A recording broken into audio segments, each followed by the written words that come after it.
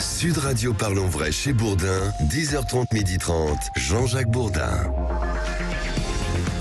Merci d'être avec nous, 10h30 en direct. Nous sommes en direct pour ces 2 heures. Parlons vrai chez Bourdin jusqu'à 12h30. Nous allons aborder plusieurs sujets d'actualité. Vous allez réagir, je l'espère, 0826 300 300. Est-ce que le week-end est bon? Racontez-nous. Nous allons parler d'ailleurs de ce qui se passe dans l'atmosphère. Vous allez comprendre très vite. 0826 300 300. Allez, pour réagir au sujet d'actualité que nous allons développer. Les pharmaciens pourraient bientôt prescrire les cigarettes électroniques. Et le ministère de la Santé prévoit d'interdire les puffs, les cigarettes électroniques jetables. Nous allons développer, évidemment. Je vous parlais de la nature, de l'air que nous respirons. Allergie au pollen, alerte rouge, concentration élevée de pollen de graminées à la campagne et en ville. De plus en plus de personnes allergiques en France. Pourquoi l'allergie qui devient maladie nationale au Japon? Oui, au Japon.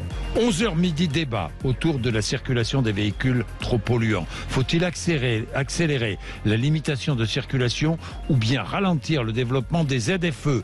Allez-y, on en parle. Les ZFE, entre 11h et midi, débat. À 12h05 avec nous, la sociologue Nathalie Hennick. Le wokisme serait-il un totalitarisme? Chez Albin Michel, c'est le titre de son dernier livre. Le wokisme impose-t-il ses idées par la force? Les wokistes censurent et rappellent un passé stalinien. N'hésite pas à dire, Nathalie Hennick, la liberté d'expression est-elle menacée? Nous en parlerons tout à l'heure à 12h05. Dans quel monde on vit? Avec vous, Félix Mathieu. Bonjour Félix. Félix, nous allons parler du plastique. À Paris sont arrivés des négociateurs du monde entier qui viennent pendant 5 jours essayer de trouver un accord sur l'utilisation du plastique sur notre planète. Il y a urgence, Félix. Oui, imaginez chaque minute un camion poubelle qui déverserait une benne de plastique dans les océans. Eh bien oui, c'est l'équivalent de ce que l'humanité rejette actuellement dans la nature, soit 350 millions de tonnes de déchets plastiques par an. Et au rythme actuel, le phénomène pourrait tripler d'ici 2060 si on ne change rien. Il y aura même plus de plastique que de poissons dans les océans dès 2050 à ce rythme. Plus de plastique que de poissons dans les océans. Oui, effectivement. Dans 25 ans. Un scénario catastrophe. Alors pour tenter de l'éviter, ces négociateurs de 175 États réunis aujourd'hui au siège de l'UNESCO vont tenter de trouver un accord, mais ça ne va pas être une formalité. Il y a des positions divergentes autour des tables de négociation. Il y a des ONG, mais aussi des représentants des entreprises du secteur du plastique, au grand regret d'ailleurs des défenseurs de l'environnement. Il y a un peu plus d'1 an à Nairobi, au Kenya, un accord de principe avait été trouvé pour mettre fin à cette pollution plastique dans le monde, avec une ambition affichée, pouvoir élaborer un traité juridiquement contraignant sous l'égide de l'ONU d'ici à la fin de l'année prochaine. Alors dès ce week-end, la France avait organisé un sommet avec les ministres, avec des représentants d'une 60aine de pays pour donner un premier élan aux négociations. Cette pollution plastique se retrouve dans les océans, mais pas seulement. Une expédition vient de descendre 1,6 tonne de plastique de l'Himalaya. Écoutez bien. 1,6 tonne de plastique sur l'Himalaya. Oui, des montagnes de bidons, de tentes, des tubes de PVC, des bouteilles. Le plastique qui est vraiment partout, même sur le sommet du monde. C'est une vraie décharge. Derrière chaque rocher, on trouve quantité de bouteilles d'oxygène, de conserves, des toiles de tente, des chaussures. C'est vraiment aberrant, témoigne Luc Boinard. C'est l'explorateur français à la tête de cette expédition au Népal.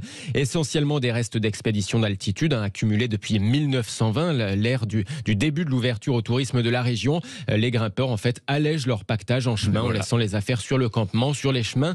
Mais le pire, c'est que cela pourrait presque paraître anecdotique quand on pense aux micro-particules qui, elles, se retrouvent vraiment partout, qui se désagrègent. On les retrouve dans l'air, dans l'eau, même dans nos poumons. Pour illustrer ça, une ONG australienne vient de lancer une météo du plastique. Des pluies de plastique pour le moment quantifiées seulement sur la capitale de la France, vu l'actualité au siège de l'UNESCO. Par exemple, ça nous donne du 40 à 420 kilos de pluie de plastique par jour à Paris. 40 à 420 kilos de pluie de plastique chaque jour sur Paris. En quantifiant ces microparticules. Le plastique, la pollution majeure. Si vous voulez en parler, n'hésitez pas. Faisons attention à nos emballages plastiques. Achetons moins de plastique. Je ne sais pas comment on peut faire parce qu'il est partout. Vous appelez si vous voulez témoigner, 0826 300 300. Merci beaucoup, Félix. Les cigarettes électroniques. Parlons des cigarettes électroniques parce que le ministre de la Santé souhaiterait que les cigarettes électroniques soient prescrites, je dis bien prescrites, par les pharmaciens. Docteur Loïc Josserand, bonjour. Bonjour. Vous êtes président d'Alliance contre le tabac. C'est bien ça, hein? C'est bien ça. C'est bien ça. Je vous entends mal. Alliance contre le tabac, docteur Josserand. Oui. Cette idée du ministre de la Santé qui souhaite que les cigarettes électroniques soient prescrites par les pharmaciens, c'est une bonne idée ou une mauvaise idée? Ça peut être une bonne idée si effectivement ça parvient à aider des fumeurs à sortir du tabac. Oui. Et là, on sera sur quelque chose qui va aider au sevrage, qui va permettre d'avoir moins de fumeurs. Et donc ça, c'est effectivement une très bonne chose.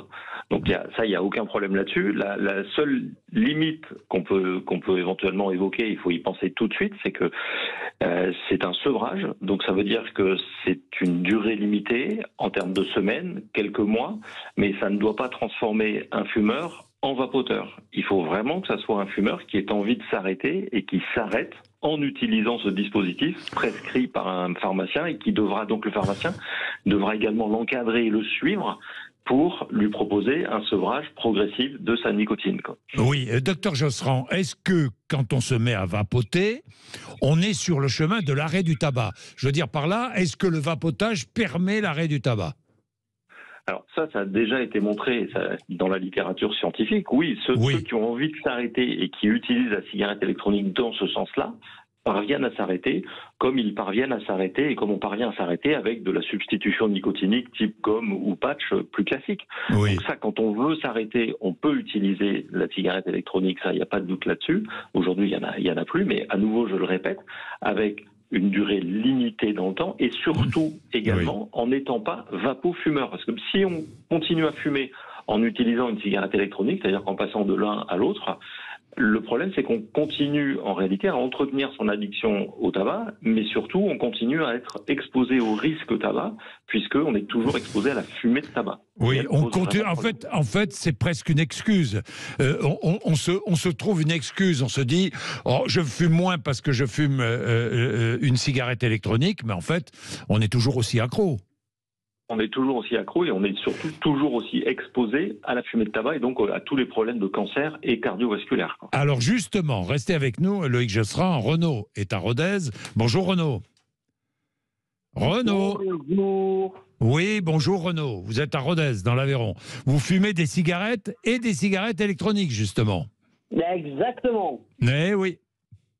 Est-ce que vous utilisez la cigarette électronique pour un jour vous arrêter de fumer des cigarettes, ou est-ce que c'est pour vous donner bonne conscience?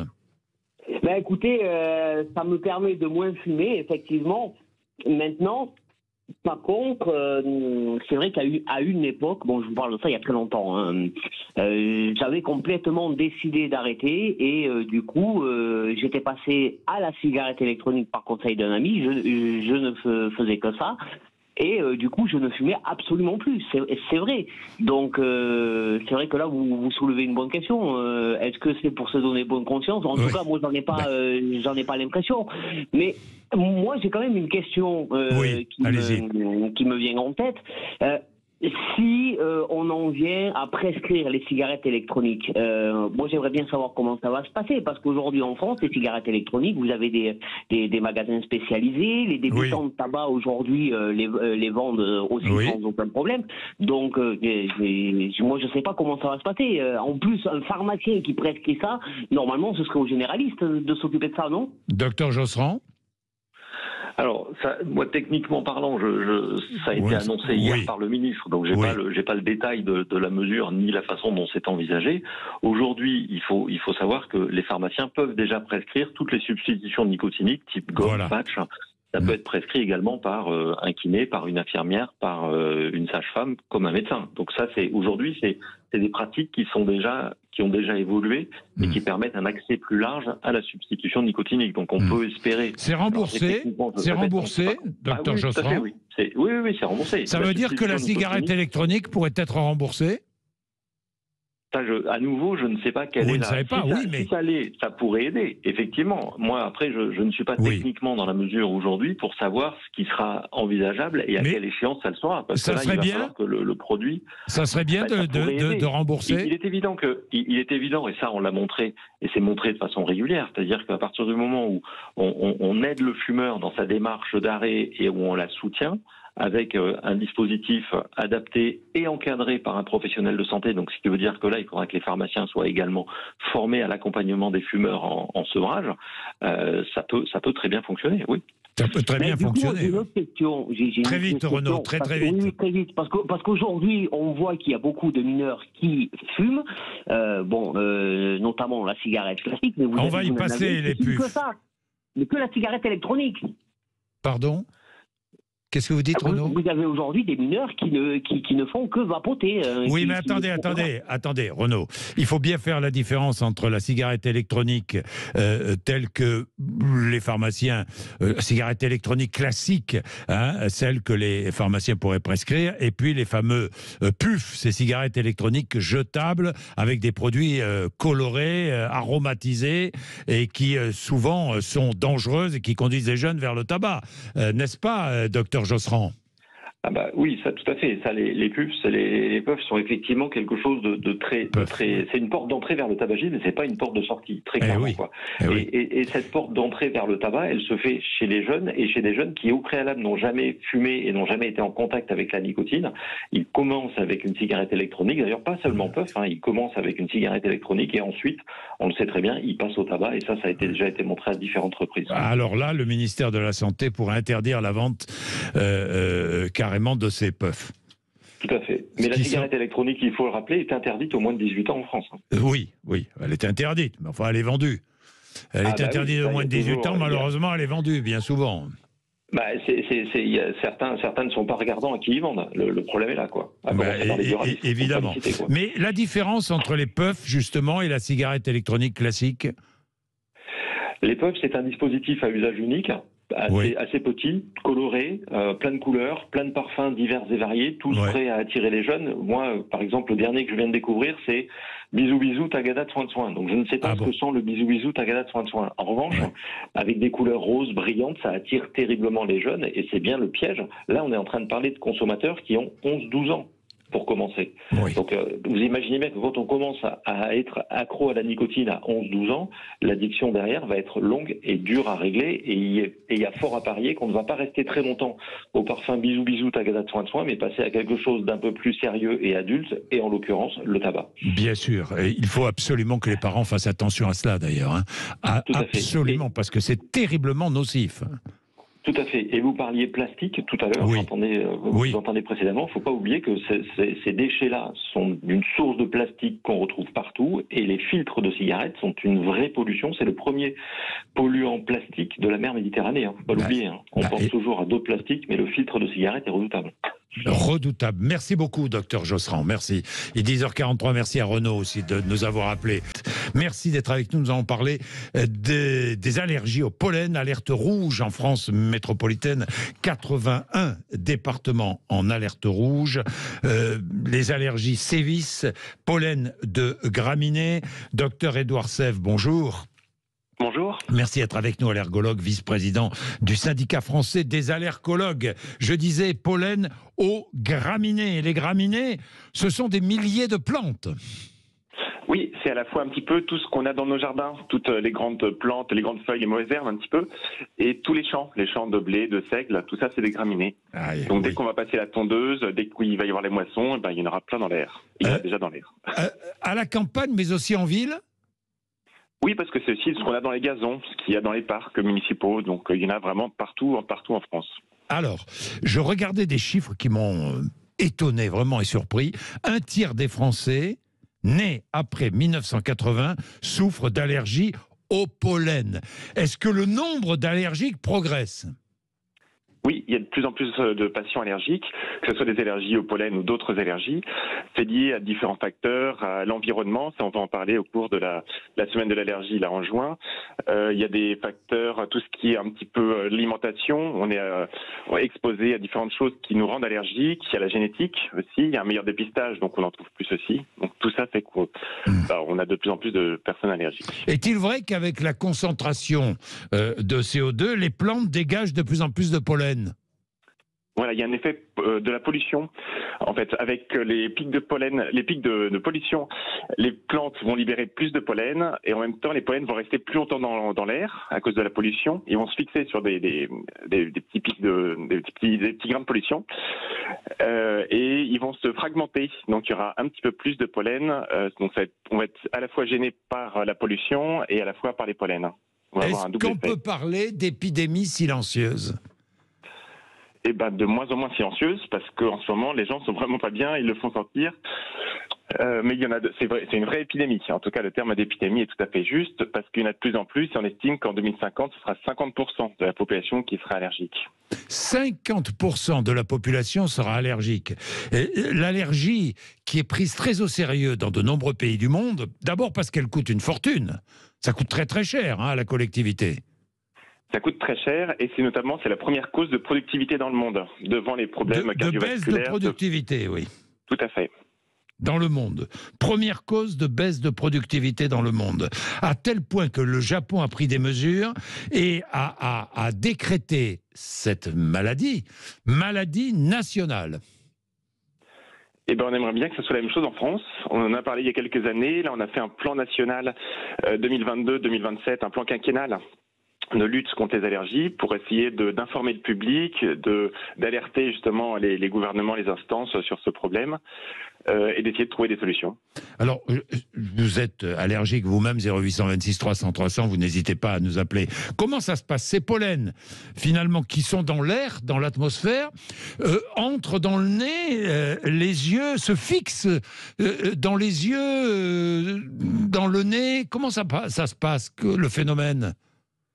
Alors on devient allergique, donc ça arrive à un moment dans la vie, le corps ne va plus supporter une chose à un moment, et à chaque contact, le corps en fait a créé des anticorps, des défenses contre cette chose-là, donc ça peut être contre le pollen. Défense immunitaire, oui. Tout à fait, des anticorps, des IgE, et à chaque contact, il s'active, il crée une inflammation qui va créer du coup ce nez qui coule, ces yeux qui grattent, mais ça peut être des choses très graves, ça peut être de l'asthme, on a de plus en plus de réactions graves sévères, et il peut y avoir aussi d'autres allergies, des anaphylaxies, à cause d'aliments, de médicaments. Ce sont donc les défenses immunitaires qui provoquent le nez qui coule et les yeux qui pleurent. Voilà, le corps va se défendre contre quelque chose contre lequel il n'a pas de raison de se défendre, mais il se dérègle et à partir de ce moment-là, il va réagir de façon exagérée, désordonnée. Alors oui. Ça arrive à un moment dans la vie, ça peut durer un certain temps, ça peut guérir tout seul, mais on ne sait pas combien de temps ça va durer. Et le mieux, c'est quand même de voir un allergologue, de faire un bilan et de se désensibiliser si on trouve... Pour voir un allergologue, c'est bien difficile parce que j'ai vu d'autres chiffres qui m'ont aussi étonné. 50% d'allergologues en moins en 10 ans. Que se passe-t-il? Qu'arrive-t-il à votre profession, docteur Sève? C'est pas spécifique aux allergologues, c'est un petit peu toute la profession médicale. C'est vrai. Et ben on sait qu'avec le baby-boom et avec le numerus clausus, et ben la plupart des allergologues partent à la retraite et il y en a de moins en moins qui arrivent. Sur la France, il y a 28 allergologues formés par an. Pour toute Combien? la France. 28 par an seulement. Voilà, donc forcément, c'est pas avec 28 par an qu'on va réussir à proposer les consultations à tous les Français qui sont allergiques. Voilà, et pour obtenir un rendez-vous, il faut patienter des mois parfois, plusieurs mois. Oui. Alors, il faut bien dire que ça peut être très dangereux, très grave. Tout à fait. C'est ce qu'on essaye vraiment de dire, qu'on répète, c'est que les allergies, c'est pas juste justement le nez qui coule, les yeux qui grattent. Il y a des réactions graves, il y a des réactions sévères, il y a des décès liés aux allergies. Donc c'est vraiment quelque chose de pas de prendre, il faut pas le prendre à la légère. Il faut consulter, il faut se traiter, il faut se désensibiliser quand on peut le faire. C'est vraiment important que ça soit pour des allergies comme pour les pollens ou pour d'autres allergies. Oui, c'est grave quand ça descend jusqu'aux bronches, c'est ça? Voilà, pour les pollens, si on fait des crises d'asthme, si on commence à être gêné pour respirer, qu'on tousse, c'est pas normal. Là, il faut vraiment traiter. Mais même pour une rhinite, le fait d'avoir le nez bouché chez les enfants peut provoquer des malformations au niveau du développement de la mâchoire. On voit des apnées du sommeil avec après des traitements orthodontie, des choses comme ça. Alors que s'il suffisait de traiter l'allergie initialement et tout rentre dans l'ordre. Alors que faire? On va voir un allergologue. Si on ne peut pas, eh bien, on reste chez soi, on s'enferme. Que faire? Alors, on essaye quand même de travailler avec les médecins généralistes parce que c'est eux qui vont prendre en charge la majorité des patients allergiques. Et pour toutes les allergies les plus simples, les allergologues vont pas voir les patients. Alors, ce que peuvent faire les patients, c'est ce qu'on répète à chaque fois, c'est éviter l'exposition au pollen, donc fermer les fenêtres en milieu de journée, mettre un masque éventuellement si on jardine, si on a le nez dans le pollen, se laver les cheveux le soir, éviter de faire sécher le linge dehors. Bon, ça, c'est tous les petits conseils classiques. Oui. Ensuite, c'est prendre des traitements, donc des antihistaminiques, des comprimés ou du sirop pour les enfants, des gouttes pour les yeux, un collyre antihistaminique, il y a des sprays pour le nez, et puis après des traitements de l'asthme si vraiment on a une atteinte respiratoire. Oui, donc il y a quand même moyen de lutter contre ces allergies, hein? Oui, voilà, ça c'est des traitements symptomatiques, on va calmer les symptômes, donc on va soulager les patients. Ça c'est déjà une première étape, c'est déjà beaucoup. Oui, bien sûr, on va soulager les patients. Merci beaucoup, merci Dr Sève.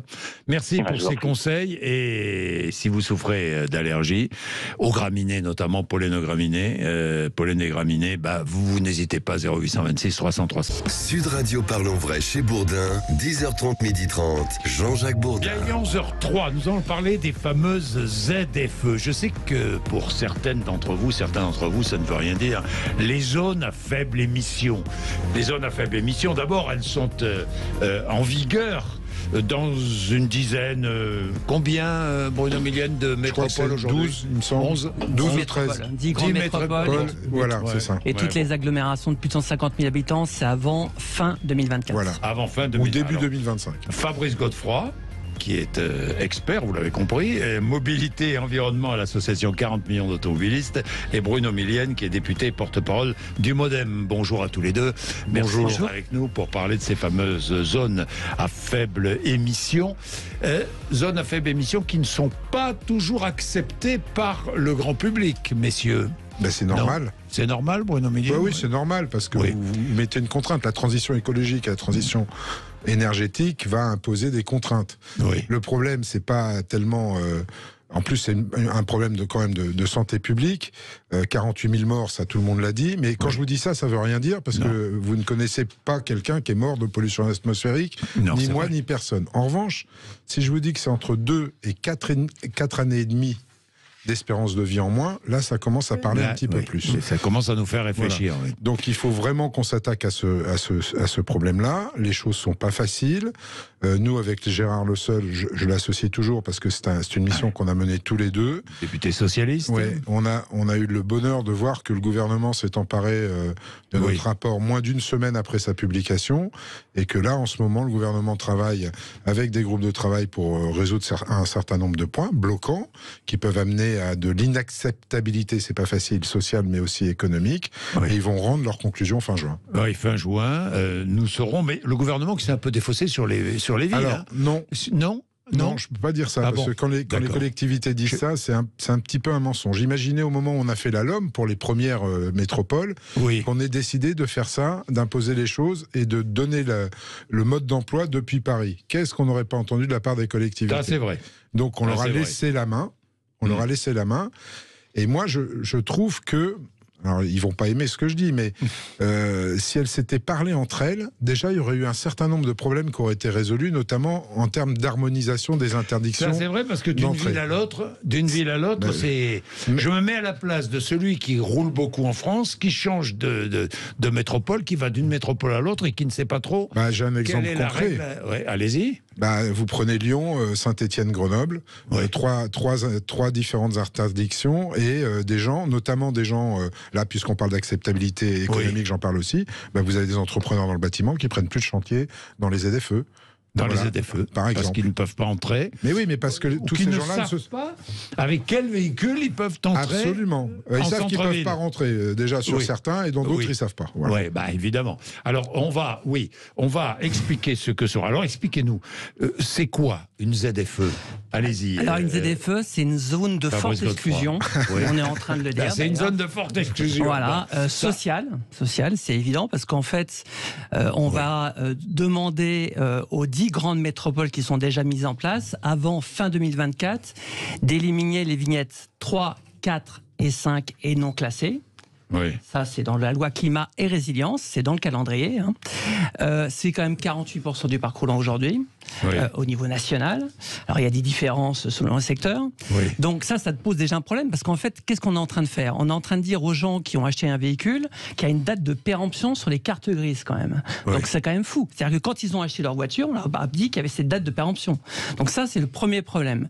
Et puis après, donc ça, c'est niveau social. Et puis après, au niveau écologique, on peut se poser quand même quelques questions, parce que c'est véritablement une obsolescence programmée politique qu'on est en train d'encarniser avec ces zones de faible émission. Bien. Donc ça pose beaucoup de soucis. Alors vous êtes opposé aux ZFE, on l'a bien compris, Fabrice Godefroy. Nous allons voir, Bruno Millienne n'est pas du tout sur ce même chemin. Non, mais... oui, un mot. Non, mais c'est pas que je suis pas sur le même chemin, c'est que la loi a été votée, elle doit s'appliquer. Dans d'autres pays d'Europe, ils ont commencé beaucoup plus tôt que nous, on est toujours en retard comme d'habitude. À partir du moment où c'est voté, il faut l'appliquer, il faut trouver les moyens, les alternatives pour permettre à tout le monde de s'en sortir. Ça sera l'objet de la deuxième partie de notre débat, parce qu'il faut absolument aider celles et ceux qui n'ont pas les moyens, qui ne peuvent pas circuler autrement qu'avec une voiture datant d'il y a 25 ans ou 30 ans. Il est 11h08. Nous avons en ligne aussi Philippe Tabarot, qui est sénateur Les Républicains des Alpes-Maritimes. Philippe Tabarot, bonjour. Bonjour. Merci d'être avec nous. Vous allez travailler sur le sujet, Philippe Tabarot. Et je sais, je ne dis pas que vous êtes réticent. Je dis simplement que vous dites attention. Pensons à toutes celles, et je viens d'en parler, toutes celles et ceux qui n'ont pas les moyens de rouler avec des voitures électriques toutes neuves. Oui, exactement. Je travaille sur ce sujet au niveau du Sénat dans le cadre d'une mission flash, un petit peu comme mes collègues l'ont fait au niveau de l'Assemblée, notamment Bruno Millienne, que je salue. Bonjour Philippe. Bonjour. À la fois, on a eu l'occasion de faire une consultation sur le site du Sénat, où on s'est aperçu que 86% des personnes qui avaient répondu au questionnaire, et elles avaient été très nombreuses, étaient défavorables aux zones à faible émission, dont 69% très défavorables.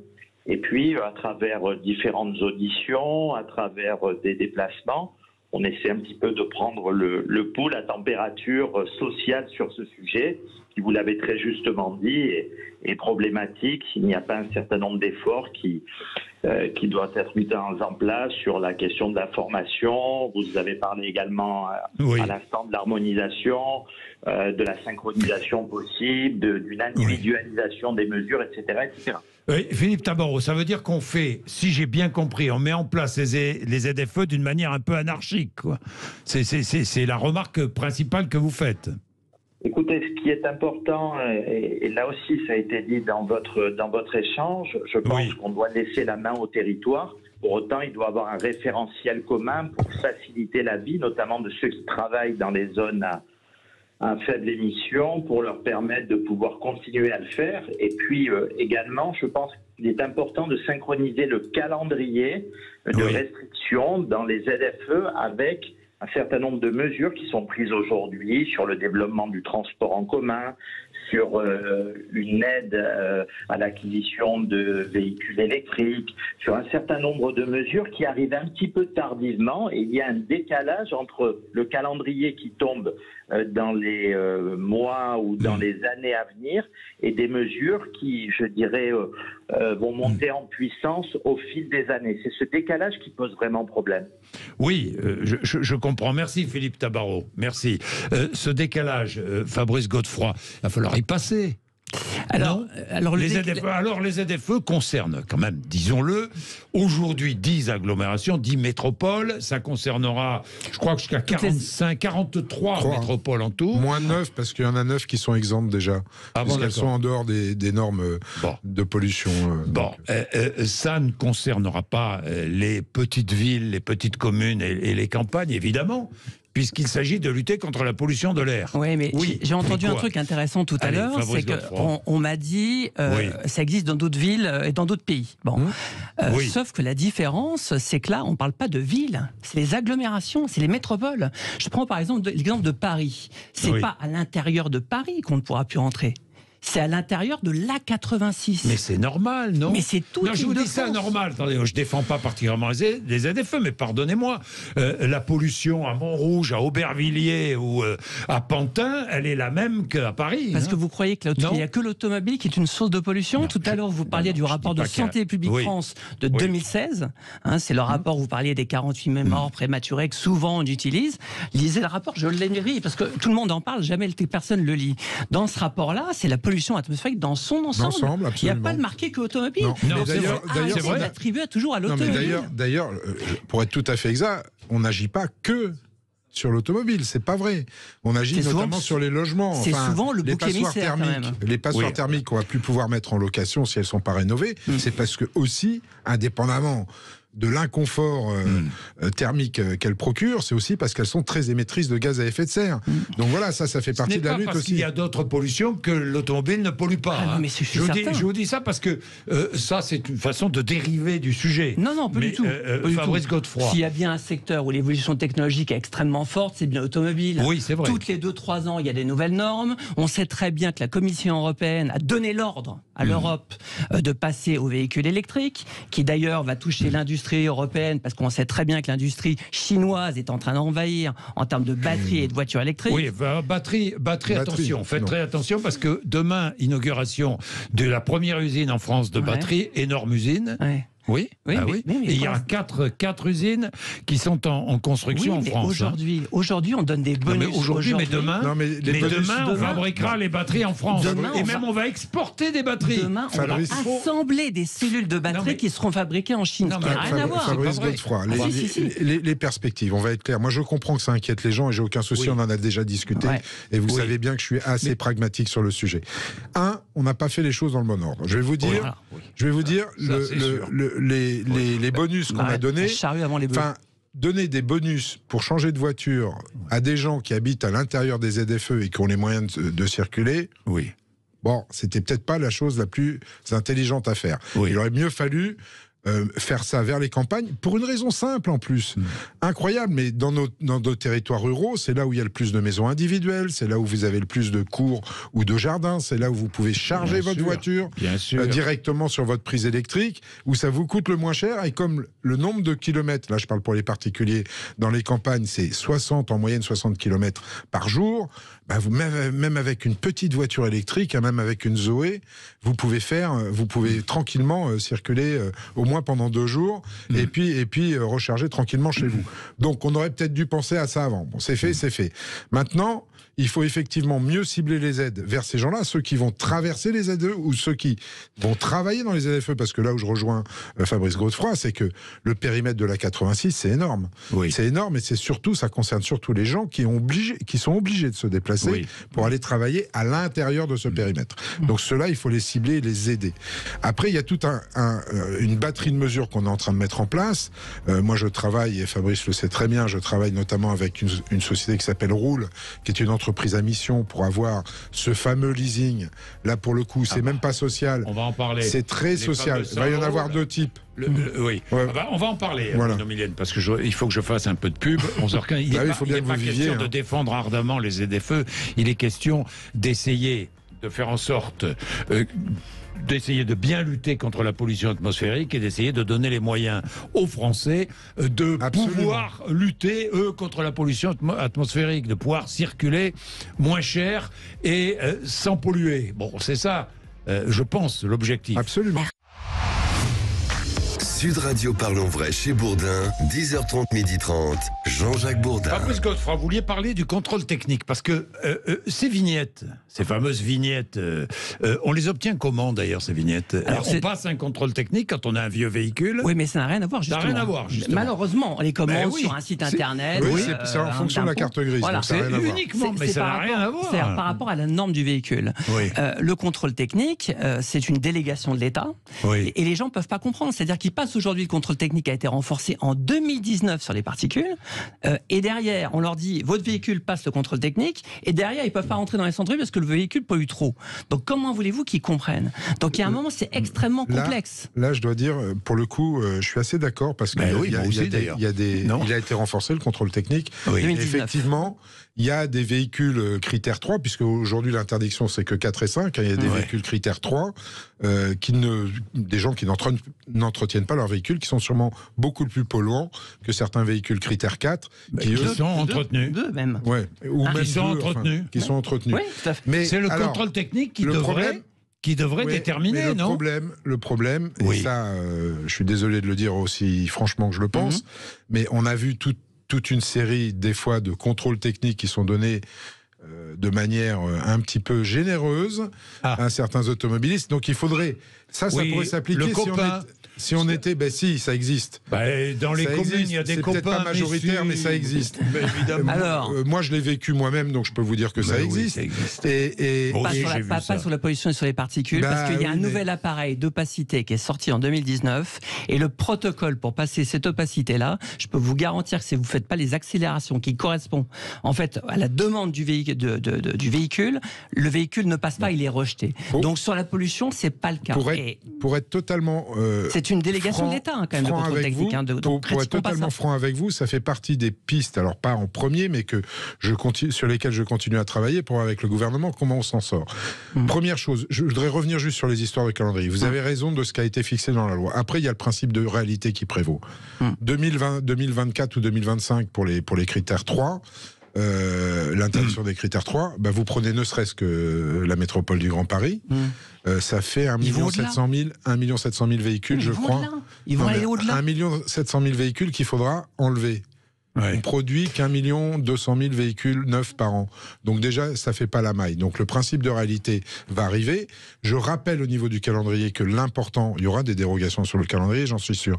L'important au niveau du calendrier, c'est pas 2025, c'est 2032, c'est là où on fera les comptes. On a une obligation de résultat, pas de moyens. Donc, en 2032, si on n'est pas dans les clous, c'est sûr que ça va mal se passer. D'ici là, il y a énormément de solutions qui arrivent et qui viennent du terrain en plus, et que je m'efforce de mettre en place. Très vite, on va mettre Yvette. L'anarchie sur les zones de faible émission aujourd'hui, c'est qu'il y a la loi climat et résilience qui impose un calendrier. Mais il y a des métropoles qui vont beaucoup plus vite. Je prends la métropole de Grand Paris. 2024, plus de vignettes critères 2. C'est-à-dire plus de diesel et plus d'essence avant 2011. C'est 80% du parc roulant dans un an, soi-disant, qui ne pourra plus rouler. Vous m'avez toujours entendu dire une chose. Tous les politiques qui ont fait de la ZFE un objet de politique politicienne, ils vont tous se planter. La ZFE, si on veut la mettre en place, de manière cohérente, il y a un seul principe qui prévaut, c'est le principe de réalité. Non, mais c'est sûr. Et le principe de réalité, Yvette est avec nous. Un principe de réalité, vous allez comprendre. Yvette est à Perpignan. Bonjour Yvette. Bonjour messieurs. Voilà, moi je dis que moi par exemple, prenez mon cas, j'ai plus de 70 ans. J'ai 1090 de retraite. Ma voiture, elle est de 2004. Moi, je peux pas circuler. Je suis excentré un peu de Perpignan. Donc, si ça arrive, je pourrais pas circuler parce que je peux pas changer de voiture. 2004, c'est un diesel. C'est un diesel, Yvette. Oui, en plus, je suis un diesel et la banque me prête pas d'argent parce que j'ai plus de 70 ans et j'ai 1090. Alors, je peux pas acheter d'autres voitures. J'imagine que, Perpignan, lui, le maire, il a l'air de dire qu'il va retarder. Mais ceux qui habitent à Toulouse, par exemple, s'il est dans le même cas que moi, il peut changer de maison tout de suite parce qu'il ne pourra même plus aller dans sa maison, dans le cœur de Toulouse. Il n'aura même plus le droit d'aller dans sa maison. Il aura plus... Donc ça ne sera pas des milliers de morts par la pollution. Ce sera des milliers de suicides parce que les gens ne pourront plus rien faire du tout. Yvette, il y a peut-être des solutions avant de parler de suicide. Bruno Milienne. Bonjour Yvette. Je voulais juste vous poser une question. Dans la définition de votre ZFE autour de Perpignan, est-ce que vous êtes à l'intérieur ou à l'extérieur de la ZFE ? Je suis à l'extérieur. À l'extérieur. Combien de fois vous vous rendez à l'intérieur de la ZFE en moyenne par an, vous savez ou pas? Je traverse souvent Perpignan, oui, je suis obligé presque de traverser Perpignan à chaque fois, mais je crois que le maire de Perpignan, et du RN, a décidé de repousser ça. Hein. Oui, non, mais c'est pas repousser, c'est bien, parce que nous, on avait d'autres solutions. Enfin, j'avais proposé d'autres solutions, pour être honnête, pour les gens qui occasionnellement ou qui font un certain nombre de passages, il y aura des dérogations. Enfin, pour moi, il est évident que je ne vais pas vous demander à vous, avec la retraite que vous avez, de changer de véhicule aujourd'hui, ou alors et de maison, parce que si je peux plus bouger de ma maison. Non, mais entendez bien ce que je dis. Je ne vais pas vous demander de changer de véhicule. Ou alors, j'ai la solution, effectivement, de vous trouver un véhicule qui ne vous coûtera pas grand-chose et que vous pourrez vous offrir. Mais sinon, je ne vais pas vous empêcher de circuler, Yvette. Surtout pas un vélo, monsieur, parce que j'ai 70 ans et j'ai mal aux pattes. Hein. Ah, oui, non, mais ça ne sera pas un vélo. Alors, moi, j'ai un peu moins que vous, mais j'ai mal aux pattes aussi. Je voulais juste rajouter, qu'est-ce qu'ils font pour les freins, les particules de frein? Parce que ça, ils existent toujours, les particules de frein. Là, ils font rien, hein? Non, c'est pas vrai. Non, c'est pas vrai, Yvette. Les fabricants de plaquettes travaillent beaucoup justement pour éviter le plus possible les émissions de particules fines. Bon, il en reste, bien sûr. C'est même une loi dans la nouvelle norme Euro 7. Dans la norme Euro 7, ils vont intégrer ça et les particules de freinage. Ça et les pneus, les pneus aussi. Bien, merci Yvette. Merci dans tous les cas de vous intéresser à ce sujet qui est un sujet du quotidien. C'est pour ça que ça fait réagir. Il est 11h25. Nous allons observer une petite pause et poursuivre. 0826 300 300. Vous n'hésitez pas si vous voulez intervenir. On a beaucoup de choses à dire, notamment sur les solutions de remplacement, renouvellement des véhicules, le fameux loyer à 100 € par mois qu'avait promis Emmanuel Macron. On se demande où ça en est. Il y a d'autres, toutes les alternatives à la voiture, évidemment, le transport en commun, mais pas que le transport en commun. Enfin, il y a beaucoup de solutions à mettre en place. Sud Radio Parlons Vrai chez Bourdin, 10h30, 12h30, Jean-Jacques Bourdin. Bon, alors, quelles solutions pour, effectivement, quelles sont les solutions pour aider, parce que pensons toujours à celles et ceux qui n'ont pas les moyens, et c'est la majorité, de changer leur véhicule pour aller circuler dans ces villes qui vont être interdites aux vieux véhicules, aux vieilles voitures, pas que des voitures d'ailleurs. Plusieurs solutions qui commencent à émerger. D'abord, le fameux leasing social. Il va y en avoir, à mon sens, de deux types. Alors, le loyer, où en est-on de ce fameux... Moi, je me souviens du président de la République qui nous a dit bientôt, nous allons pouvoir offrir aux Français un loyer à 100 € par mois pour un véhicule propre. Alors, puisqu'on parle de celui-là, qui est un leasing un peu moins social que celui dont je voulais parler, celui-là, il passe par les constructeurs, par les concessionnaires, on va dire, qui vont mettre sur le marché des véhicules en leasing.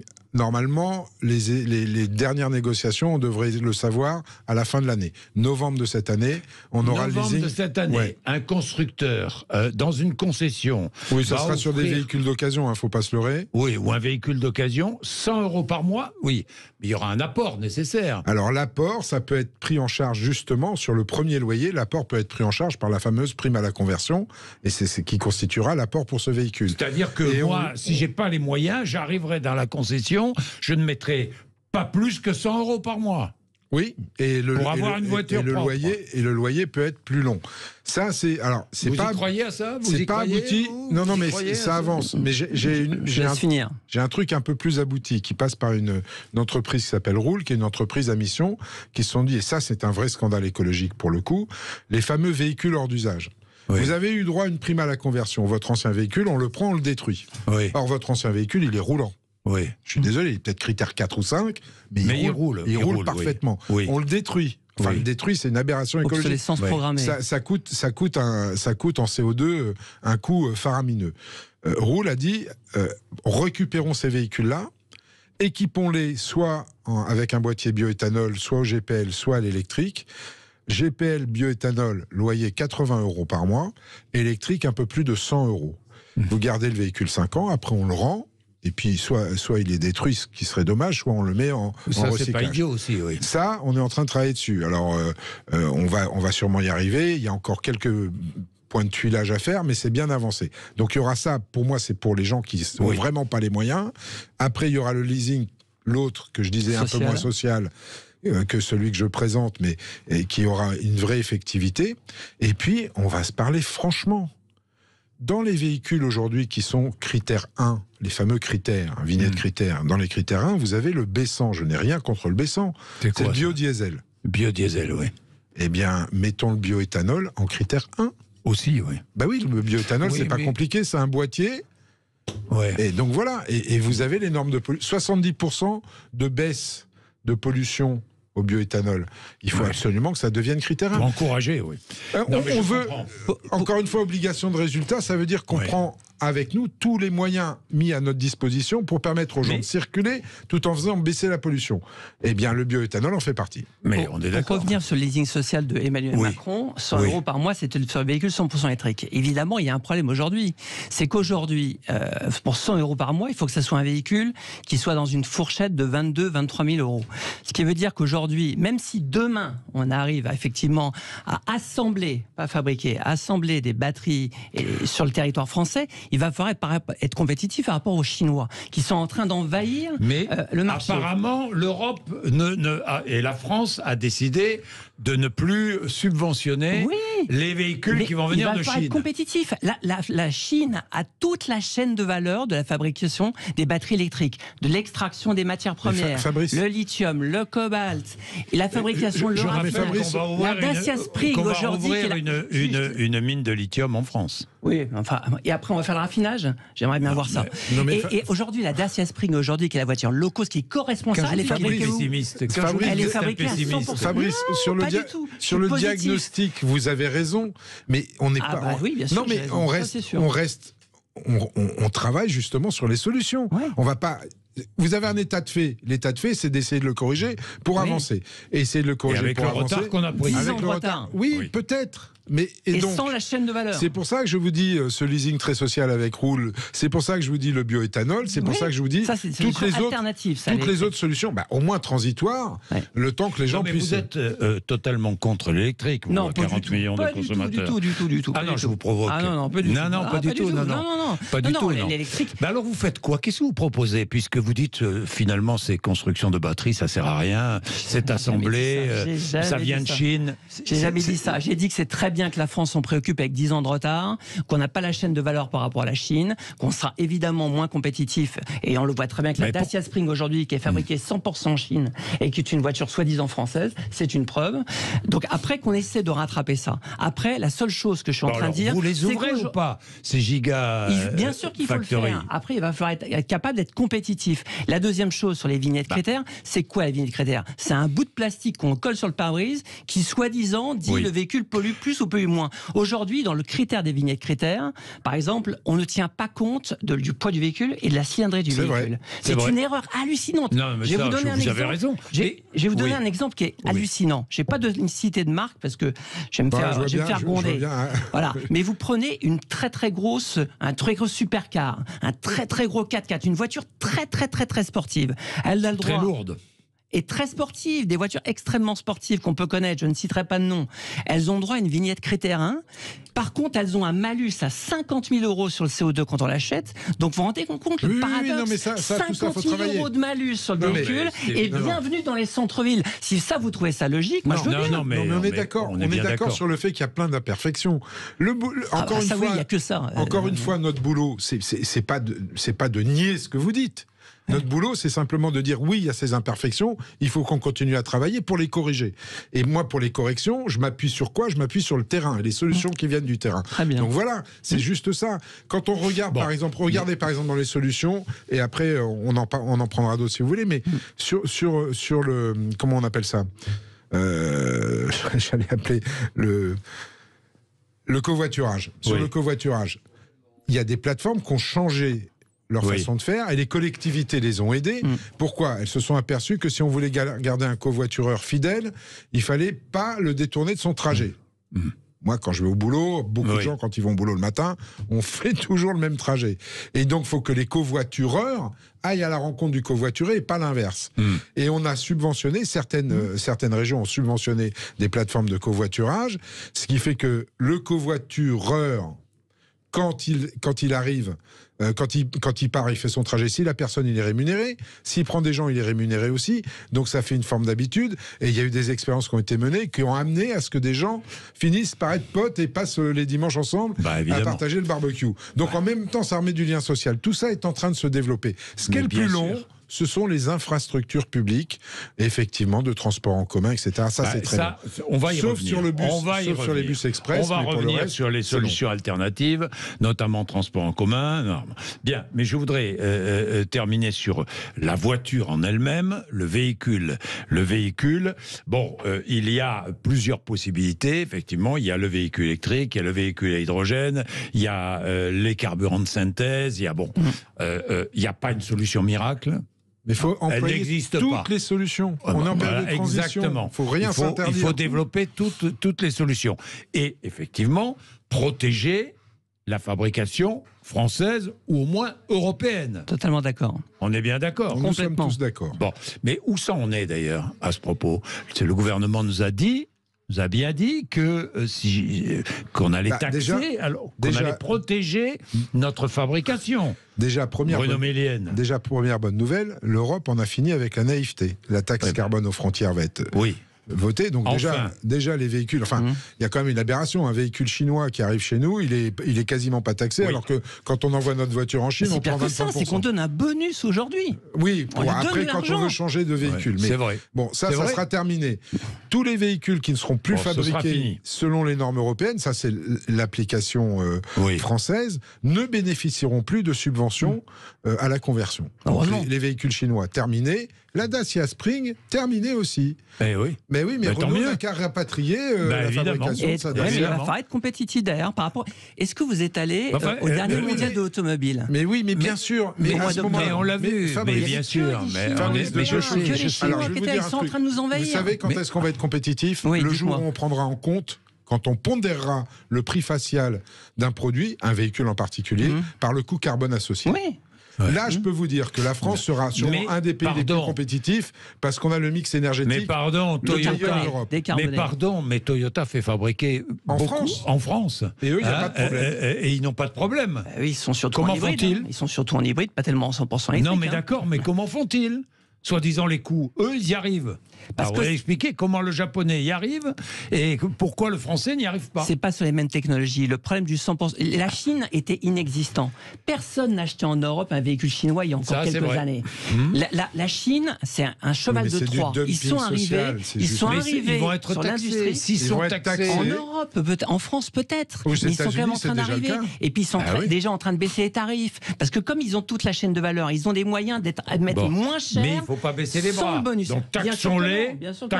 Ah, ça, c'est heureusement qu'on le fait. Taxons-les et fabriquons chez nous. Une petite chose, Fabrice. Dans la loi Industrie verte, qui va arriver au Sénat dans peu de temps et au Parlement au mois de juillet, il y a un truc que personne ne voit, qui est un outil infralégislatif sur lequel j'ai travaillé, qui va donner un standard volontaire pour les entreprises, donc qui n'est pas obligatoire, mais qui certifiera bien que l'entreprise en question fait du vert et pas du greenwashing. Donc les commandes publiques ou les commandes privées iront directement vers ça. Et donc ça pondérera... Oui, mais il faudrait peut-être aller plus loin, être coercitif. Bruno Mélienne. Ah bah mais on en reparlera, mais franchement, ce standard-là, vous me réinviterez. Alors Olivier est dans la Drôme. Bonjour Olivier. Bonjour, qu'est-ce que vous vouliez dire Olivier? Je voulais dire que simplement, il y a plusieurs points. Déjà, l'Allemagne qui dicte la politique à toute l'Europe. Non, ça c'est pas vrai, Olivier, ça c'est pas vrai. C'est pas vrai. C'est pas vrai. D'après vous, c'est pas vrai, mais d'après moi, c'est vrai. Voilà. Eux, ils sont en train de supprimer. Vous me direz pourquoi vous pensez que c'est vrai. Ils sont en train de supprimer toutes les ZFE qu'ils ont mis en place. Oui. Ça c'est vrai. Le gouvernement français, pas partout, mais beaucoup. Le gouvernement français, qui à l'heure actuelle met des taxes monstrueuses sur le carburant, l'essence, le gasoil et compagnie. Pour le moment, faire le plein d'une voiture électrique, ça revient moins cher. Il va se passer quoi quand tout le monde sera en théorie en voiture électrique? Ces taxes, elles vont réarriver plein pot dessus. Bien sûr. C'est vrai, mais vous avez raison. Sauf que je pense que jamais tout le monde sera avec une voiture électrique. Non, c'est impossible. Parce que C'est ce que la Commission européenne veut. Hein. Je prends pas mon tout de cas, suite. j'ai la chance. Fin du moteur thermique en 2035. Non. Oui, Olivier. J'ai la chance, dans mon malheur, d'être en invalidité. Oui. Donc, moi, je peux circuler dans toutes les ZFE. J'ai une dérogation. Oui. Même si je suis en critère 5, oui. Admettons. Mais j'aurais jamais les moyens de m'acheter une voiture électrique. C'est la raison pour laquelle... Même en location, machin et compagnie. J'ai tout juste les moyens de vivre. Oui, non mais... Je suis séparé, j'ai 2 enfants en garde partagée. J'arrive pas à faire les fins, à finir les mois. Quoi. Bien sûr. Non, Olivier. mais Olivier, j'entends bien ce que vous dites, mais c'est pour ça que dans votre cas, jamais vous serez interdit de circuler. C'est pas vrai, ça n'existe pas. On n'interdira jamais de circuler à des gens qui sont des cas particuliers, des dérogations, il y en aura forcément. Oui. Évidemment. Après, sur la voiture électrique, pour être honnête, effectivement, aujourd'hui elle est chère, demain elle le sera moins. Avec, mais les taxes que l'État engrange sur les carburants, il va bien les reporter après sur l'électricité. Pas que sur l'électricité, sur la transition énergétique et écologique, vous avez raison. Oui. Et pourquoi en ce moment l'Allemagne et l'Italie sont en train de freiner presque des 2 pieds sur le Bruno Millienne, vous répondez 2035. Alors non, c'est pas tout à fait ça, c'est pas tout à fait exact. Il y a eu 2 définitions. Il y a eu interdiction du moteur thermique dans un premier temps, et puis effectivement l'Allemagne a réagi, et je leur donne raison, parce que c'est pas la technique qu'il faut interdire, c'est l'énergie qu'on utilise. Donc on est revenu à une définition qui est un peu bizarre, qui est moteur n'émettant pas de CO2, ce qui ne veut pas dire grand-chose, puisque de toute façon, selon le mix énergétique, vous avez de toute façon de l'émission de CO2. Donc ça, la définition doit être revue avant l'été. L'Italie, pour être tout à fait précis avec vous, l'Italie a proposé une définition un petit peu sous l'influence de l'Allemagne, qui n'intègre pas justement le nucléaire décarboné français. Et c'est là-dessus qu'on se bat, nous, avec le gouvernement, pour dire, sur la définition, vous incluez le nucléaire décarboné français, parce que vous le faites en Allemagne ou en Italie avec du gaz. Donc il n'y a pas de raison que le nucléaire français ne soit pas pris en compte. Ils le font même avec du charbon en Allemagne. Oui, charbon et gaz. Vous avez raison. Évidemment. Mais voilà, pour être très précis avec vous, vous voyez, vous avez des auditeurs qui vraiment qui parlent vrai, quoi. Vous voyez, Sud Radio porte bien son nom. Vous voyez, et il a complètement raison. Aujourd'hui, l'État, les taxes sur les carburants essence et diesel, c'est à peu près dans les 60%. On a une TVA à 20% plus une TICPE. Donc en plus, on cumule des taxes. Bon. Plus de 40 milliards d'euros. Est-ce que vous croyez que demain, si demain on passe tous à l'électrique, l'État va se passer de ces taxes-là? Évidemment que non. Donc, et c'est marrant, il y a le compteur Linky qui pourrait très bien trouver des solutions pour séparer la mobilité et l'électricité de l'habitation. Donc il y a plein de solutions. Donc il ne faut pas rêver, évidemment qu'ils les récupéreront. Et il a complètement raison. Là, je vous rejoins parce que c'est un danger. Qu'est-ce qu'on se rejoint souvent finalement alors? Non, mais on n'a pas les mêmes, façons le débat doit être constructif aussi. Mais il va falloir qu'on soit excessivement vigilant pour éviter effectivement cette flambée des prix sur les recharges électriques. Alors pour l'instant, ça ne concerne pas les foyers personnels, donc tous les gens qui ont la chance d'avoir une petite cour où ils peuvent brancher, il va falloir qu'on soit très vigilant là-dessus. Il n'est pas question que demain, sur une électricité, sur le prix moyen d'1 kWh, on se retrouve pour la mobilité à un prix qui soit juste affolant. Dissuasif. Et ça, j'ose espérer, je ne serai peut-être plus là à ce moment-là, mais j'ose espérer que notamment les parlementaires, que ce soit députés ou sénateurs, seront très vigilants là-dessus pour empêcher ce genre d'inflation. Parce qu'on ne peut pas engager les gens dans la transition écologique ou énergétique, dont on sait que ça va être des contraintes supplémentaires, mais on n'a pas le choix, il faut qu'on y aille, et qu'en plus, on leur tape un peu plus fort sur la tête. Évidemment. Ça, c'est déjà vu. Tout le monde. Ça, c'est déjà vu. Alors, on va prendre Geoffroy qui est à Juvignac dans l'Hérault. Bonjour Geoffroy. Oui, bonjour Monsieur Bourdin. Bonjour Geoffroy. Allez-y, qu'est-ce que vous vouliez dire? Je suis professionnel dans le paysagisme. Oui. J'ai actuellement un véhicule assez récent, 2015, camion Ben. Donc il est critère 2. Je voulais savoir quelle solution proposer vos intervenants pour les professionnels. Critère 2, il est tranquille. En critère 1 ou critère 0. Alors Geoffroy, critère 2. Diesel, donc il est diesel, c'est ça? Oui, c'est ça. Je suis diesel. En 2026, les diesels, normalement, sont interdits sur la métropole. Quelle métropole vous êtes, monsieur? Bordeaux? Métropole de Montpellier. Ah, Montpellier, pardon. On a eu tous le fascicule dans les boîtes aux lettres, comme quoi 2026, fin du diesel. Est-ce que je peux... En critère 1 ou critère 0, électrique, ça n'existe pas. Donc, je voulais savoir... Est-ce que je peux me permettre de vous dire juste 2-3 choses? Donc, vous êtes en véhicule utilitaire léger aménagé, on est bien d'accord, pour exercer votre profession. Donc ça, c'est un vrai sujet. C'était le sujet d'acceptabilité économique dont je parlais au tout début de l'émission. C'est quelque chose qu'on a vu avec mon collègue Gérard Le Seul quand on a fait le rapport. On est en train de travailler avec le gouvernement justement pour prendre en compte les véhicules utilitaires légers. Pour une raison simple. L'aménagement d'un véhicule utilitaire léger pour exercer sa profession, en général, coûte plus cher que le prix même du VUL. Donc, on ne va pas demander c'est pas la double peine. Donc, on travaille sur des solutions de rétrofitage pour vous qui seront donc moins coûteuses. C'est quoi le rétrofitage? Changer simplement l'énergie que vous utilisez, en l'occurrence le diesel, par une énergie propre. Ça peut être du gaz, ça peut être du GPL, il me semble. GPL, ils sont en train de travailler là-dessus. On est en train de travailler là-dessus. Je pense pas qu'on puisse transformer un véhicule diesel en véhicule essence. Non, je vous ai pas dit ça. À essence, au gaz ou au GPL. Oui, mais gaz ou GPL, c'est les véhicules essence qu'on peut transformer en... Non, on est en train de travailler sur le diesel. Il y a des solutions sur le diesel. Vous pouvez aussi, on va voir comment ça évolue d'ici 2026. En plus, je voulais vous dire, au niveau du calendrier, encore une fois, je le répète, le calendrier, c'est ce qui est inscrit dans la loi. Après, c'est les collectivités qui ont la main. Si elles ne veulent pas faire de politique politicienne, il faut qu'elles se confrontent aux principes de réalité. Si vous, comme beaucoup d'autres qui êtes en critère 2 et qui avez besoin de votre véhicule pour travailler... Les sont en critère 2, donc ils ne vont pas pouvoir transformer... 80% exactement. 80% monsieur. 80% exactement. Oui. Donc, vous qui êtes tous artisans, commerçants, indépendants, qui avez besoin de votre véhicule pour travailler, on ne vous interdira pas le critère 2 si le principe de réalité prouve que vous ne pouvez pas changer de véhicule. Voilà, je vous le dis aussi clair que je le pense. Geoffroy, espérons. Espérons. Mais si je me trompe, je reviendrai m'excuser chez Jean-Jacques Bourdin. Mais dans les principes de réalité, il y a ne pas interdire un véhicule si la personne ne peut pas rouler. Après, c'est encore un excellent exemple, parce qu'il faut quand même se rappeler qu'il y a quelques années, la France poussait le diesel. Tout était convergent pour acheter un véhicule diesel. Toutes les bêtises qu'on a pu faire avant. Mais maintenant, c'est qui est puni? C'est celui qui a acheté un véhicule diesel. C'est pour ça qu'il faut aider. C'est pour ça qu'il faut aider ceux-là. Donc c'est ça qui est fou. Il faut les aider, trouver des solutions. Merci Geoffroy.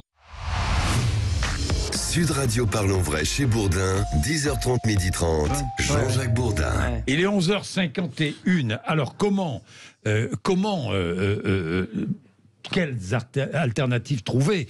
Je parlais de mobilité, on parlait de RER, de train, de RER, ça c'est en région parisienne, mais les trains, le covoiturage, les bus, il y a des solutions. Je ne sais pas, moi. Les rendre gratuits. Là, c'est pareil. Les rendre gratuits. La TVA 5,5 pour les transports publics. Bruno Millienne. Alors, la TVA 5,5, peut-être les rendre gratuits, il ne faut pas mentir aux gens.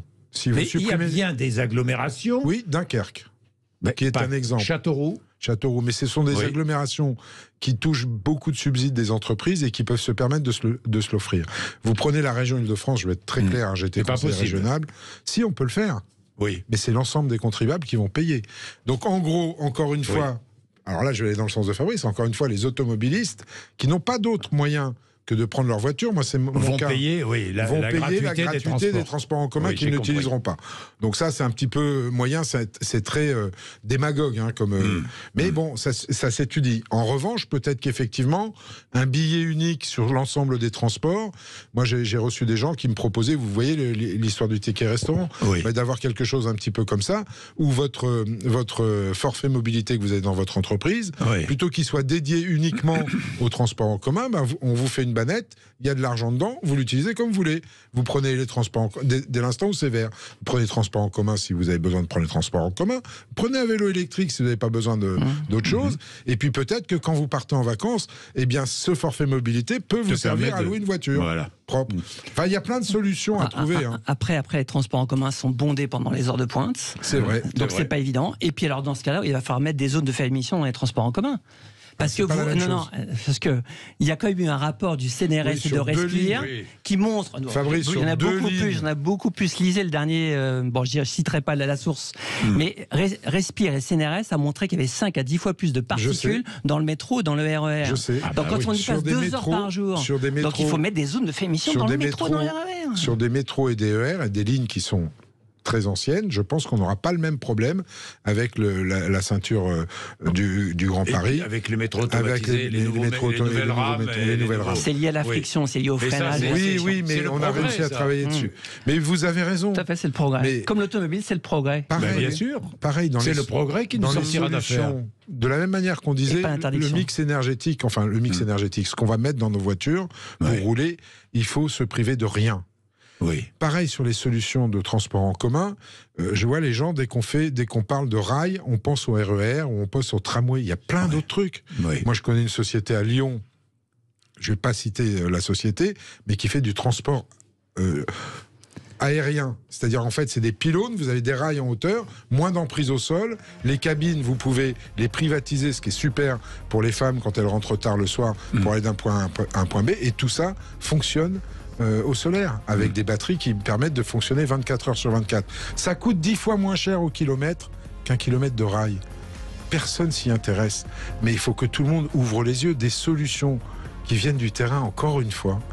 Il y en a tellement qu'il faudrait juste se pencher un petit peu dessus.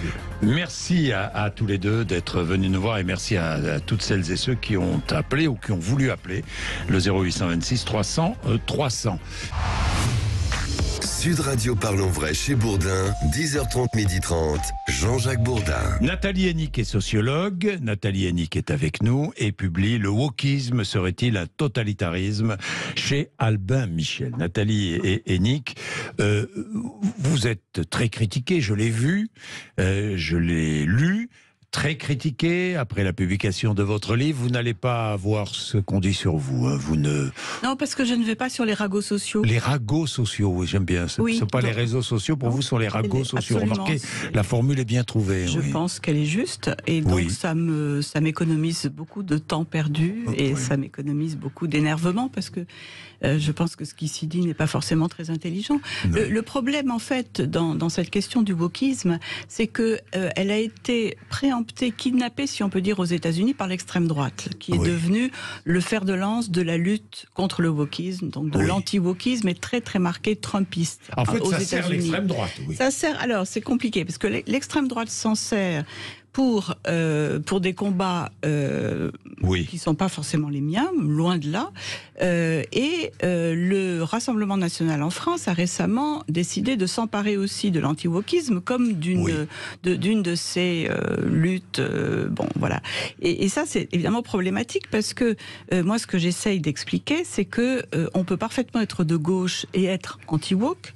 Ce qui est mon cas, parce que le wokisme pose des problèmes par rapport à des valeurs fondamentales qui ne sont pas uniquement des valeurs de gauche, mais qui sont des valeurs qui ont été très fortement portées par une certaine partie de la gauche, notamment la gauche républicaine, universaliste, laïque, rationaliste. Bien sûr. Or, le wokisme est un mouvement anti-universaliste, anti-laïque, anti-rationaliste parce qu'il promeut des idéologies plutôt que la science et contre la liberté d'expression.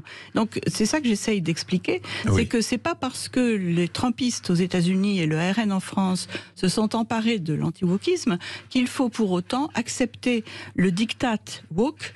Ce diktat qui consisterait à dire que, sous prétexte que les causes sont légitimes, les moyens de les faire triompher seraient également légitimes. Or, ce sont des moyens, à mon avis, totalement illégitimes et totalement inadaptés à la culture française. Alors là, c'est très intéressant. Votre livre, Nathalie Hennick, j'invite tous les auditeurs, toutes les auditrices à le lire, parce qu'effectivement, vous dépassez ces questions politiciennes. Vous allez au fond des choses à travers de très nombreux exemples sur le comportement des wokistes et sur ce que véhicule le wokisme. Tiens, un exemple me vient en tête. Il est interdit, d'après les wokistes, il est interdit à un homme blanc de raconter la vie d'un homme noir. Oui, alors c'est ce qu'on appelle la lutte contre l'appropriation culturelle. Alors ça, c'est très très populaire aux États-Unis. Oui. C'est l'idée que seul un membre d'une soi-disant communauté, et on voit bien là le communautarisme, serait autorisé à parler d'autres membres de cette communauté. Oui. Alors ça a donné tout simplement que lorsque il y a eu l'investiture de Biden et qu'a été lu ce poème de cette poétesse noire, eh bien une traductrice blanche aux Pays-Bas a été récusée au motif que il faudrait être noir pour traduire un poème d'une poétesse noire. Voilà. Donc c'est totalement aberrant et totalement aberrant. Alors les exemples, vous donnez de multiples exemples divers et variés sur l'expression du wokisme et des wokistes, mais je vais aller au fond des choses, au-delà des exemples, parce que les exemples montrent que la bêtise insiste toujours. Vous citez Albert Camus, qui disait la bêtise, qui écrivait la bêtise insiste toujours. Il avait raison, Albert Camus. Alors, la bêtise wokiste, c'est quoi? Je dis la bêtise wokiste parce que il n'y a pas de nuance dans le wokisme. Parce que vous parlez de totalitarisme. Vous mettez un point d'exclamation, mais à la limite... D'interrogation. Vous pourriez mettre un point d'exclamation. C'est ce que je voulais dire. Parce que le wokisme serait-il un totalitarisme? Oui, c'est un totalitarisme, Nathalie. Alors, ce n'est pas un totalitarisme au sens d'un régime totalitaire, comme ont essayé de me le faire dire des gens qui me prennent pour une imbécile. On n'est évidemment pas dans un régime woke et donc pas dans un régime totalitaire, mais c'est une mentalité que l'on retrouve dans les régimes totalitaires. Donc cette mentalité qui consiste à penser que l'on a le droit d'interdire de parole ceux qui ne pensent pas comme nous. Bon, c'est déjà un premier trait de ce qu'on appelle... Ça. Exactement, c'est ce qu'on appelle la cancel culture. Ça nous vient là encore des États-Unis. Donc la culture de l'annulation, et que je préfère appeler la culture de la censure, et donc qui autorise soi-disant des gens à venir perturber des conférences, à menacer pour qu'elles n'aient pas lieu, etc. Bon, mais c'est de la censure pure et dure. C'est absolument de la censure. Et ça, pour moi, ça fait partie d'une mentalité totalitaire. Une autre forme de la mentalité totalitaire qu'on a bien connue sous le stalinisme, c'est la préférence pour l'idéologie plutôt que la science. C'est cette idée qu'il faudrait que la recherche scientifique se conforme à une idéologie et donc cesse de vouloir produire du savoir objectif, mais ne veuille produire que, en gros, des slogans ou des confirmations d'idéologie existante. Les complotistes sont à la limite wokistes. Ils sont très fortement influencés par cette forme de wokisme, puisque les complotistes sont totalement indifférents à l'objectivité des connaissances et du savoir. Tout ce qui les intéresse, c'est de faire passer leur idéologie. Et de ce point de vue-là, ils ressemblent. Même combat.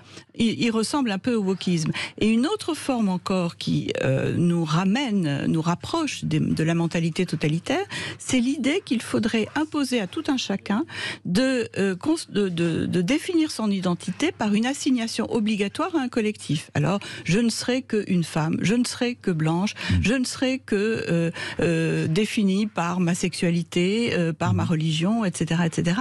Donc là, il y a vraiment une imposition, c'est ce que j'appelle l'identitarisme, l'idée d'imposer une certaine forme d'identité que l'on retrouve notamment dans l'imposition de l'écriture inclusive, qui est quand même une des formes majeures de la bêtise woke aujourd'hui. L'écriture inclusive consiste à tout ramener à la différence des sexes, et notamment donc au sexe féminin, et à marquer systématiquement dans la langue le sexe féminin. Attendez, sexe féminin ou sexe masculin, attendez, ça les wokistes détestent quand on emploie cela. Il ne faut pas dire sexe, il faut dire genre, puisque selon les wokistes, il n'y aurait pas de réalité biologique. Ça fait partie de l'idéologisme woke. Il n'y aurait que des constructions sociales, et donc le sexe ne serait qu'une construction sociale dont on pourrait changer à volonté. En langage woke, père et mère sont remplacés par parents pour éviter de heurter les couples homosexuels. Exactement. Les garçons et les filles deviennent les enfants. Surtout, ne pas distinguer un garçon d'une fille. Absolument. Dans le monde wokiste, on en est là. Et en plus, on est dans une contradiction totale, puisque d'un côté, ils veulent éviter toute forme de différenciation des sexes pour ne pas heurter les non-binaires, etc. Et en même temps, ils veulent absolument affirmer la différence des sexes par l'écriture inclusive et la féminisation systématique des noms de fonctions et de professions. Bon. Alors, je pense aussi le mot islamiste, tiens, par exemple, sur un autre terrain. Sur le mot islamiste, qui est un mot que surtout les wokistes ne veulent pas employer. Hein. Alors ça fait partie d'une autre forme de mentalité totalitaire qui est le déni de la réalité. Oui. Quand la réalité nous dérange, on fait comme si elle n'existait pas ou on la nie, et notamment le fait qu'il existe au sein du monde musulman des tendances islamistes, des tendances radicales, intégristes, qui sont très loin de représenter l'ensemble du monde musulman, mais qui sont celles que l'on entend le plus, malheureusement. Eh bien, cette réalité-là, ceux qui sont porteurs de cette idéologie woke, qui sont très souvent ce qu'on appelle des islamo-gauchistes, c'est-à-dire des gens qui considèrent que les musulmans étant les nouveaux prolétaires, il faut à tout prix les soutenir et éviter de stigmatiser, y compris ceux d'entre eux qui sont du côté de l'islamisme, c'est-à-dire de l'imposition d'une conception religieuse de la politique. Eh bien, il faudrait donc s'abstenir de mentionner que Samuel Paty a été décapité par un islamiste, les attentats du Bataclan ont été commis par des islamistes. Donc je donne toutes sortes d'exemples dans le livre où le mot islamiste est systématiquement banni. Voilà. Bien, Nathalie Hennig, j'ai une autre question à vous poser. Est-ce que le wokisme nuit au combat pour l'égalité femmes-hommes ? Je pense qu'il lui nuit au sens où il le pousse dans des extrêmes tellement caricaturaux que ça finit par détourner du féminisme beaucoup de gens qui seraient foncièrement féministes, comme je le suis moi-même. Hein, je suis une féministe de toujours, mais je me désolidarise totalement des formes actuelles de ce qu'on appelle le néo-féminisme, parce que ce sont des formes, à mon avis, inacceptables, ne serait-ce que parce qu'elles sont sexistes. Lorsqu'on entend quelqu'un comme Alice Coffin déblatérer contre les mâles, contre les hommes, c'est du sexisme. Alors c'est du sexisme anti-homme et non pas anti-femme, mais je trouve ça totalement aussi inacceptable que de déblatérer contre les femmes en général. Donc ces combats pseudo-féministes me paraissent totalement contre-productifs parce qu'ils éloignent d'un féminisme rationnel et efficace ceux qui pourraient... et indispensable. Indispensable, le féminisme de base, hein, l'égalité salariale femmes-hommes, on est tous d'accord avec ça. L'égalité femmes-hommes. Absolument. Mais de là à approuver, comme le font les néo-féministes, le port du voile islamique comme étant quelque chose de féministe, parce que ça irait dans le sens de la liberté des femmes, c'est une aberration totale. On sait très bien que le port du voile islamique est quelque chose qui explicite et rend manifeste une forme d'inégalité entre hommes et femmes, et c'est absolument délirant de voir des féministes avoir ce type de position. Nathalie Hennig, pourquoi avez-vous choisi d'intituler votre dernier chapitre « Résister » ? Parce que on est dans une forme de guerre, hein, de guerre culturelle, de guerre intellectuelle. Alors c'est une guerre qui est très sensible dans le monde universitaire et le monde culturel. Les auditeurs qui ne sont pas dans ces mondes-là ne le voient pas et ne s'en rendent pas compte forcément. Encore que le Festival de Cannes, les remises des Césars ont donné lieu à quelques manifestations de wokisme forcené. Mais donc résister, pourquoi ? Parce que il y a une emprise, à mon avis, de plus en plus forte de cette tendance, notamment au sein des universités, ce qui me préoccupe énormément.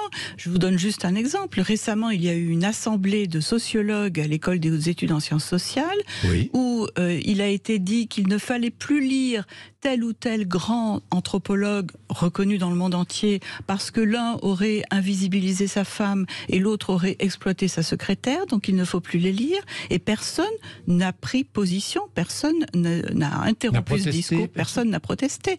Et donc on a vraiment une tendance obscurantiste, et je crois qu'il faut vraiment résister contre ça. Dans le monde universitaire, ce qui veut dire que ça gagnera peut-être, ça pourrait gagner peut-être le monde quotidien. Et c'est surtout en train de gagner le monde de l'éducation nationale. De l'éducation nationale et de l'entreprise. De l'entreprise. Alors on le voit aux États-Unis où les grandes entreprises de type GAFAM imposent des programmes quasiment de rééducation à la diversité, à l'inclusivité, etc., qui ressemblent un petit peu, enfin, toute proportion gardée, à la rééducation maoïste, où il faut à tout prix réformer les esprits. Et ce qui m'inquiète énormément. Nous avons de plus en plus de témoignages à l'éducation nationale, donc dans les écoles, dans les collèges, dans les lycées, de programmes totalement influencés par cette idéologie woke.